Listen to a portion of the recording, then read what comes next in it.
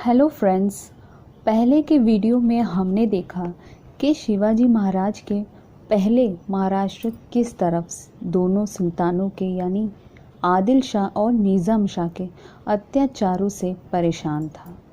अब चलते हैं कहानी के आगे की तरफ, जब शिवाजी जन्म लेने वाले थे। वो दिन बड़े ही उथल पुथल वाले थे, क्योंकि मुग़ल और आदिल शाह मिलकर निज़ाम शाही पर आक्रमण कर चुके थे। पर शाहजी राजे और निज़ाम शाह के वज़ीर मलिक अंबर ने अपने सूझबूझ और बहादुरी से दोनों सुल्तानों को यानी कि मुग़ल बादशाह और आदिल शाह को पछाड़ दिया था। शाहजी राजे को बड़े ही सराहना और इज्जत मिली थी निज़ाम शाही दरबार में, जिस वजह से मलिक अंबर को यानी जो वज़ीर थे निज़ाम के दरबार में जलने लगे थे। शाहजी राजे के प्रति उसके अंदर जलन होने लगी थी, जिस वजह से दोनों में मतभेद बढ़ी कि शाहजी राजे ने निज़ाम शाही छोड़कर आदिल शाही दरबार में अपनी सेवा देने गए, जहां आदिल शाह भी बड़ी इज्जत देते हुए उन्हें सर लश्कर यानी चीफ ऑफ आर्मी के पद से नवाजा। आदिल शाह बड़ा खुश था, क्योंकि निज़ाम शाह और का दुश्मन था आदिल शाह, दोनों की आपसी बड़ी दुश्मनी थी। तो इस वजह से जब शाहजी राजे ने निज़ाम शाही छोड़कर आदिल शाही के यहाँ सर्विस ज्वाइन किया, उस वक्त बड़े ही खुशी हुई आदिल शाह को। और शाहजी राजे बड़े बहादुर भी थे। बड़े ही जल्द निज़ाम शाही राज्य ख़त्म होने लगी, क्योंकि वहाँ के वफ़ादार वज़ीर मलिक अंबर की देहांत के वज़ीर का सारा देखरेख उनके बेटे करने लगे, जिस कारण ये हुआ कि निज़ाम शाही राज्य की हालत बिगड़ने लगी। इस वजह से बाद में शाहजी राजे ने फिर से आदिल शाही दरबार छोड़ निज़ाम शाही दरबार अपनी सेवा देने लगे। इस बात से आदिल शाह को अच्छा नहीं लगा, क्योंकि निज़ाम शाह के राज्य ख़त्म होने लगा, क्योंकि उन्होंने इतने साल उनके पिता ने भी वहाँ निज़ाम शाह दरबार में अपनी सेवा दी थी। इस वजह से जब निज़ाम शाह का राज्य ख़त्म होने लगा था, जब उनका राज्य गिरने लगा था, तब आदिल शाह का दरबार छोड़ वापस से शाहजी राजे निज़ाम शाह के दरबार चले गए। इस बात से आदिल शाह को अच्छा नहीं लगा था। वो मौके की तलाश में था कि वो कब शाहजी को इस बात के लिए सबक सिखाए। उस वक्त जीजाबाई यानी शाहजी राजे की पत्नी गर्भवती थी। शाहजी राजे को पता था कि जीजाबाई को पुणे यानी अपने घर पर रखना ठीक नहीं था।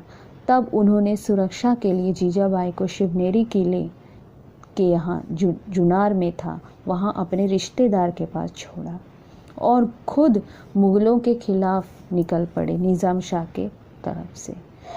उस वक्त के हालात इसलिए ठीक नहीं थे, क्योंकि शाहजी राजे के काफ़ी दुश्मन खड़े हो गए थे।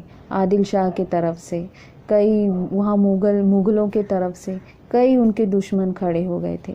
इस वजह से वो जानते थे कि उनकी परिवार के लिए इस तरह से अकेला कहीं छोड़ना ठीक नहीं था, इसलिए वो उन्हें शिवनेरी किले लेकर चले गए।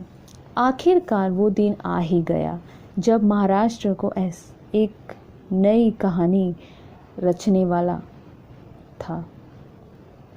आखिरकार वो दिन आ ही गया जब महाराष्ट्र का इतिहास एक नई कहानी रचने वाला था।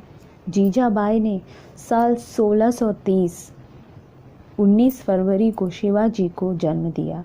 बड़े ही धूमधाम मची शिवनेरी किले में। शिवाजी के पहले 6 साल आसान नहीं रहे, तब पर भी जीजाबाई शिवाजी को अपने पास बिठाती थी।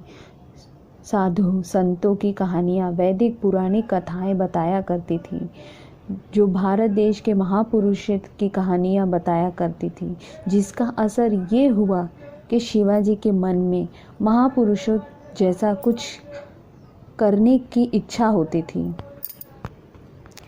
शिवाजी की बचपन महाराष्ट्र में बड़े ही परेशानी वाली रही है, क्योंकि राज्य था निज़ाम शाह आपस में जो दुश्मन थे, इस वजह से कई दुश्मन वहाँ खड़े हो गए थे शाहजी राजे के खिलाफ, क्योंकि वो निज़ाम शाह की तरफ से उन्होंने कई लड़ाइयाँ लड़ी मुग़लों के ख़िलाफ़ और आदिल शाह के ख़िलाफ़, जिस वजह से उनके कई दुश्मन थे। इस वजह से शिवाजी को कहीं पर भी अकेले छोड़ा नहीं जाता था, बहुत टाइम कहीं बहुत दूर भेजा नहीं जाता था।